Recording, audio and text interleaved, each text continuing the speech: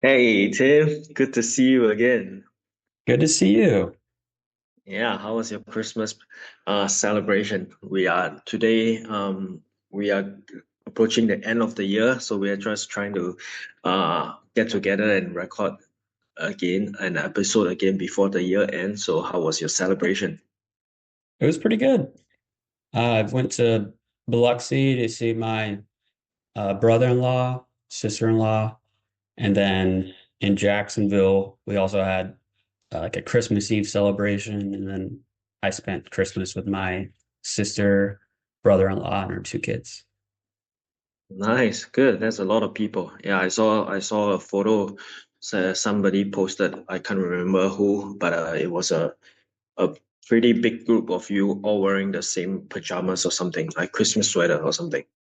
Yeah, it was from Bucky's. Oh, Bucky's, Yeah. yeah. You brought me to my first Bucky's and I still remember their barbecue sandwiches and the jerky and I bought a tin of the mint. Yeah. And their shirt said like hanging with the herd. That's good. Yeah, your herd, you got your herd celebrating with you today. This year rather. Mhm. Nice, man. Now I'm back That's at my rental. I feel like my mm-hmm. hair is crazy. I got paint on my hands because I just finished painting a two Yeah. bedroom, two bath house. Dang, that's a lot. Thanks so much for taking the time out to do this while you are busy with that. I know it must be a lot of work, Yeah. I'm looking but I forward to appreciate. people commenting on our videos to see what they think. Yeah, yeah, you should have we done a time lapse to see the change in the paint.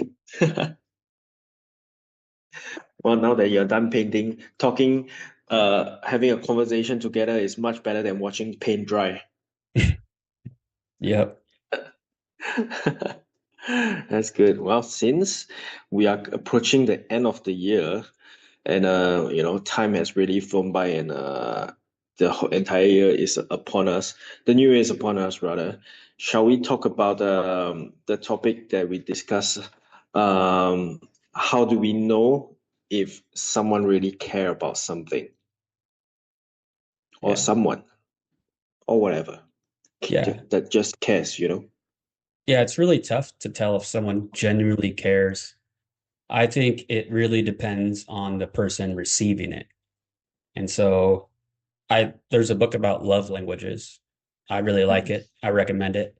Um, Mhm. and it talks about like what types of love that you enjoy, like what do you acknowledge? And for me, it's like acts of service. So someone who gives their time up for you means a lot to me. Other ones are like if someone buys you a gift. Others are like words of affirmation, so someone saying something nice. Um, but for me, if someone actually cares, they will give up their time for me because that's the one thing that money can't buy. Mhm. Yeah, in this sense, I really totally agree with you. I've not read the book. I really should. But I know the basic basics of it that there's five different love languages, and for our audience out there who are not familiar with it, I believe the five are basically acts of service, quality time, gifts, words of affirmation, and what's the last one? Can you jog my memory? Uh, Did you say acts of service? yeah, I did. Oh, I can't remember. Well, But what do you yeah, th what's meaningful to you? yeah. Well, it will be in the description below. But anyway, I so for me, it's quality time. And number two is acts of service, just like you. Because when I think about this thing, uh, if someone truly cares, they are willing to exchange a part of their lives for you or for whatever. It could be studying a subject that they are passionate about, dedicating themselves to a cause that they feel strongly about. If they are willing to spend the time, they care about it because there's no taking it back, you know. the amount of time you spend, we have a limited time on earth. Once you spend an hour, 2 hour on a certain thing or a certain someone, that time is gone. You can't get it back. So you really must care to do that thing. So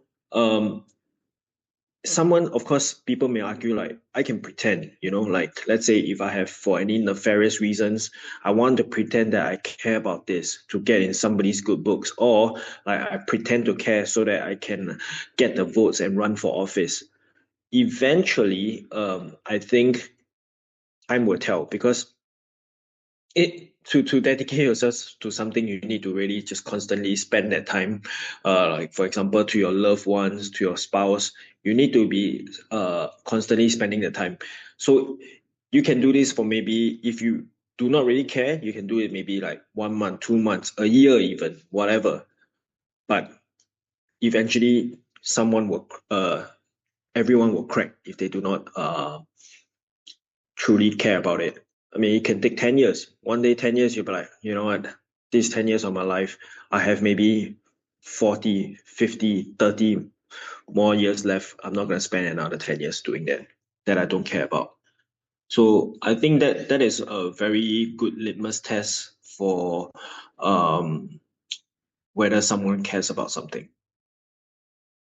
Yeah. I don't even know if it has to be, you said nefarious. I think Yeah. a lot of people just say nice things because they want to be liked. And Hmm. a lot of times saying a nice thing is the easiest thing to do. Saying the truth is often harder. Like if I gain 50 pounds and I ask you how I look and you said, "Oh yeah, you look great." It's like that's the easier thing to do than say, "Tim, this is the fattest you've been in your entire lifetime." Like that's probably not healthy. Hmm. That's a lot harder to say. Yeah, that's true. That's true. So, um, in this point that you raised, then time is not really a factor in it, I guess. It is hmm. Because I mean it doesn't take much time to tell you the truth. Or to compliment me every time you see me, even if that's not what you think. That is true. Yeah, you gotta dedicate yourself to be like, yeah, Tim, you look great. Yeah, yeah, I can see that.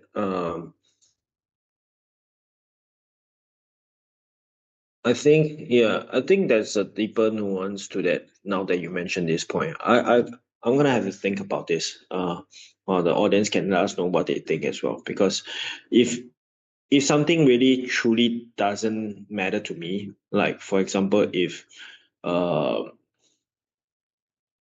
it could be like, oh, what do I think about? Yeah, okay, like if somebody I don't know, or like let's say I'm trying a new dish at a restaurant and I don't care for it, I can say whatever I want. Like if the restaurateur came out or the chef came out and asked me like how it was, I'll be like, oh yeah, it's good, just to be polite. Mm-hmm. That's Mm, what most people do to avoid yeah, conflict. yeah. But that will look like I care, even though I actually truly don't care. I Mm-hmm. was just trying to be nice. Mm. So then I have a question So for you. mm, I care about you a lot. How do you mm, know that? mm. Well, I know that for me, like I said, just now when we're talking about love language doesn't apply to just like, partners, can be applied to friends as well. And I know you spend a lot of effort to maintain our friendship, which is basically the quality time that we often spend together. Even after graduating 10 years ago, we have taken multiple trips and probably almost once a year. We've seen each other more than that, at least online. We talk to each other often. This is the kind of things that you will not do if you did not care for me, because it takes a lot of effort. Like I know a lot of things are going on in your life. You have a lot of um, things that you want to do and achieve, but on top of that, on top of all those things, you choose to spend the time to find out how am I. Then we always catch up. We go on trips together to make memories. Uh, you're not afraid to tell me, what you think, always giving me advice. So that's how I know. Yeah. To be the devil's advocate to that, like Mhm. anyone can text you like almost every day. That's not very hard, doesn't take a lot of time. Someone can see you once a year, and that doesn't take a lot of time either. Mhm. I think one of the ways to tell if someone genuinely cares is if they are willing to tell you the hard truth, Mhm. like not just being polite, it's actually saying what you think that, and it might hurt the other person's feelings, but it's what they need to hear. Yeah, And you that's don't get very true, that actually. often. That is very true because personally, I myself am guilty of like not very good at texting some of my very good friends or people that I care about. Um, that doesn't mean that I do not think about them and do not care about them. In fact, there's many times that maybe I do something in the day that I thought about this person, but I just didn't send them the text, even though I thought about them and I wanted them to do well. In my heart, I want them to be well and do well. So yeah, that is true. I do agree with you that someone who really cares about you would do whatever that is difficult um for your friendship or your relationship because the easy thing anybody can do, even if they don't care, right? Even if it takes a little bit of time. So yeah, I like this. Like you see, this is the point of our podcast. Like in the beginning, when we started discussing this topic, I thought, okay, it's pretty straightforward, right? Like someone who's willing to spend the time and should care about something. But then now, see, we are getting more towards the nuances and the little the different situations. So that's why I really enjoy talking for us to talk because I it makes me think right now.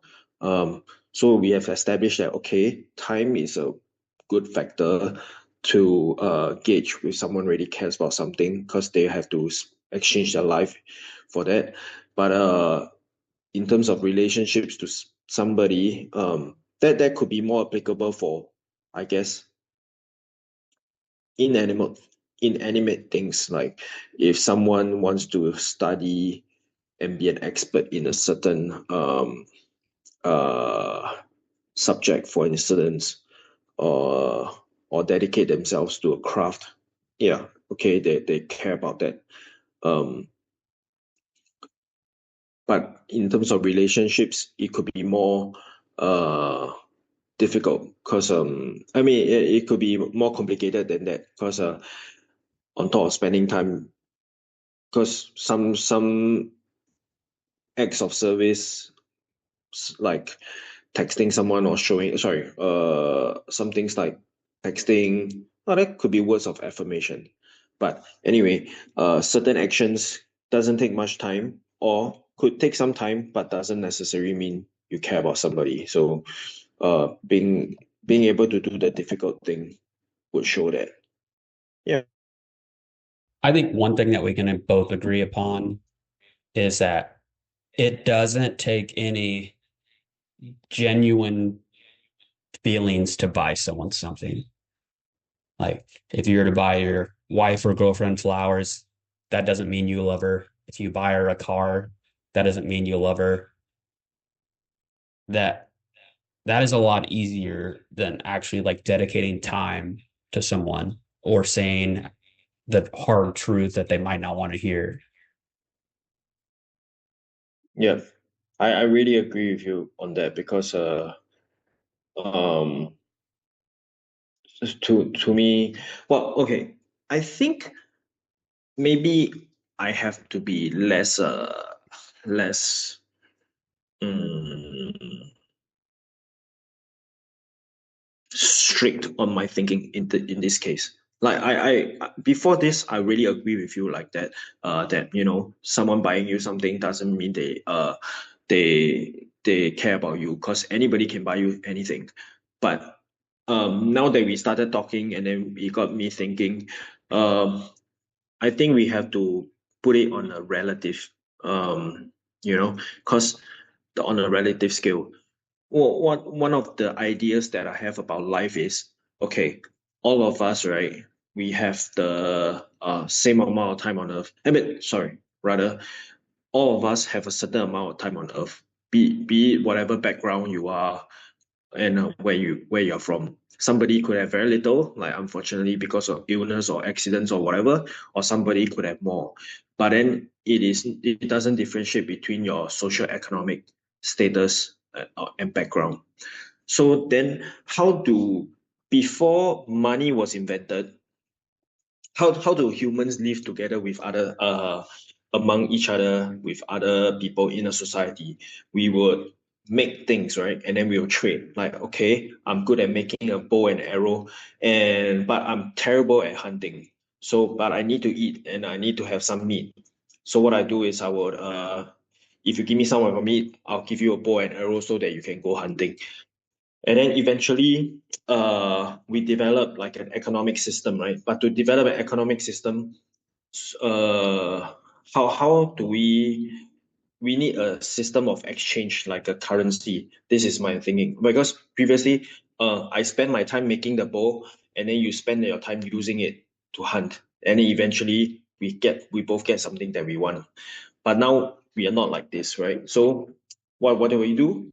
I spend my time working on something that I'm good at, and in return, I get it. I get money, and basically, I'm exchanging my time for money.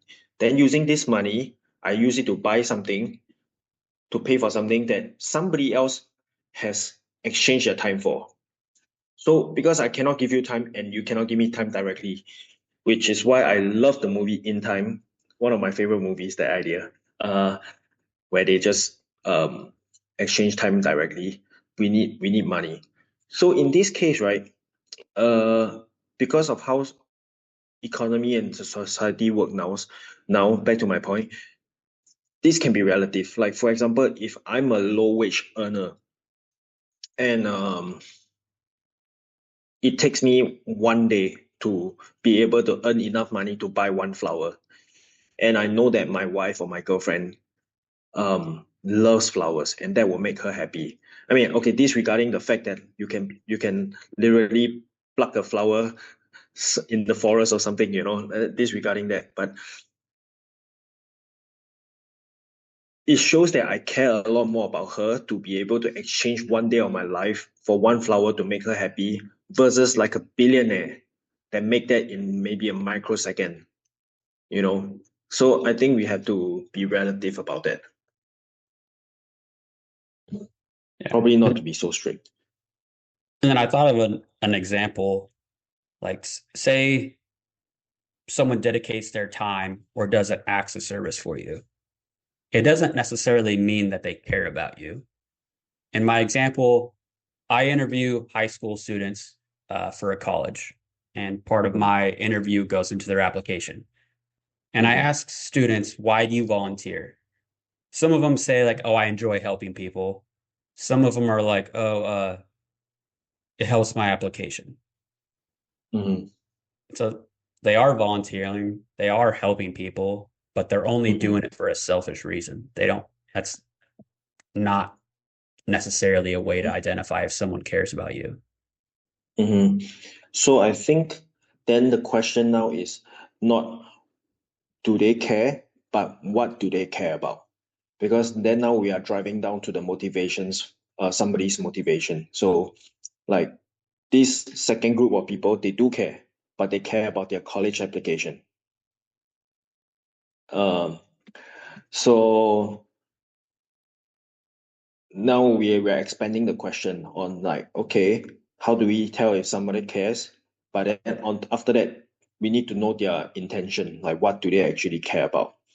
And it could be a good or bad thing. Like I'm fairly flexible in this thing because for certain things I'm like, you know, if they do volunteer work, but they actually don't really care about the people that they are helping, does it matter?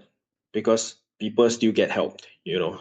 Um, like for example, if businessmen, rich people make donations, uh, to get tax breaks, even though they don't care about whatever they are helping, does it matter? Like some good is done. Now, this is a disregarding the fact that um we are talking about the efficacy of charities. Like that's another episode for another time. Like do charities really work? And how do we make sure that whatever money that we spend on are they truly non-profit, or even the countless organizations around the world that are just corrupt, saying that they're a charity, but then how much waste that they have or corruption that they have in their organization. That's a separate thing. But I'm of the view that, if something good is being done, no matter the intention, then it's still a plus in the world. Yeah, it could be a plus in the world, but doesn't mean they genuinely care. Hmm. Yeah. So then, in this situation, I then I personally don't care what they care about, or if they care, you know. So we have to ask the question like, okay, does somebody care? Then what does somebody actually care about? Then applying it to myself for whatever thing, then do I care about that? You know, in this situation, I care that good is done. I don't care what their intentions were, rather. When someone interacts with you, do you ever Mm. try and think like what are their positive or negative motivations towards it? I do actually. That's a good question. And I noticed change in me. I think probably everyone would go through whatever I have gone through. Like when you were younger, you tend to be more what they call naive. Because I guess, most of the time when you're young, everyone has a pure heart, or so I would like to believe. And then you would think that everyone else would have the same as well. And you do not know much about the world yet and how bad people could be. But I have noticed it in myself that as I got older, I became more, in a sense, critical or cynical. Like if I see something that somebody is doing some good, I think about it more. Or um, I do think about it more. Like, but whatever conclusions that I get, like for example, I'll be thinking, why are they doing this? Either for me or for somebody else. But in the end, if whatever my conclusion is, uh, it only matters if whatever they are doing is good or bad. What about you? I like to view the most negative viewpoint and the most positive viewpoint on the motivation behind that person. Mm, So come up with the extremes and then find where I think the middle actually is or where their mm-hmm. intentions actually are. Like I've Yeah. had coworkers who come up to me and they're like, "Oh, hey, how you doing?" And you think, "Okay, this person's either being nice or they want something." And then their next sentence Mm. is like, "Oh, good. Oh, you're doing good, good. Oh, well, I need this from you." And it's like, "Oh, okay." Yeah, It's they're like just doing an icebreaker. Yeah. you weren't being I nice. You wanted something. yeah, they were just softening you up. I see this makes me think about something. Like one of the things why I think is we have a good conversation and dynamic is our thought process is okay. Our conclusions, we tend to come up with a similar conclusion in some of the big things, but the way we come to it, right? I'm not saying that we agree all the time. Like, of course, obviously, from the past few episodes that we have talked about, we don't always have the same thinking, but we trigger each other's thoughts. But what I want to talk about now is our thought process, the way we think. I can tell that we are very different in the way we think. Like when you ask me this question about whether I question somebody's most motivations, and I do, so like you do as well. But what goes on in my mind is I will be thinking, okay, what did this person do? And then I'll be thinking about, okay, what could what could be the like what has happened previously from our interaction, or like I will wait to see what happens later on. Then I'll put this information together. But your thought process is, and I notice you tend to like to do this a lot. That you something will a question will pop in your head, and then you will stretch it to the extremes, like you just mentioned, and then after that fine tunes from the end. I don't tend to generally bring my thoughts to the extreme. I take information in and then see where I land. How do you come through that process to see where you land? By observation, I guess, like observation, experience, which leads us to our next episode that about what we want to talk about in terms of in my personal experience. So, it's just all these inputs, right? I guess brain is like a computer.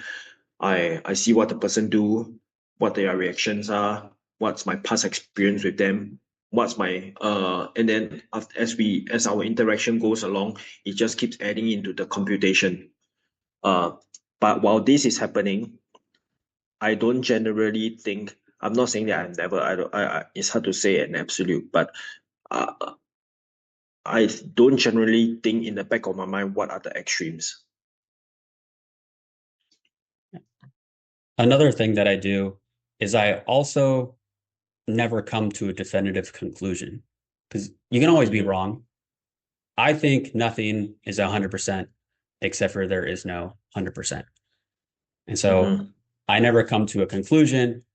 I come to what I think is the most probable answer, but I'm Mm-hmm. always open to being wrong. And if Mm-hmm. you think you come to a conclusion, you're going to have biases where even if you are wrong, you're going to say, oh, no, I'm right. Yeah. And so I Yeah. like to always be open to being wrong. Definitely, yeah. I think it's a difficult thing to do. Sorry, I took us on this tangent a little bit because from what you said, it just triggered me to think like, oh, I don't think like that. As in like, that's not my usual thought process. Now we're talking about a process. I like that.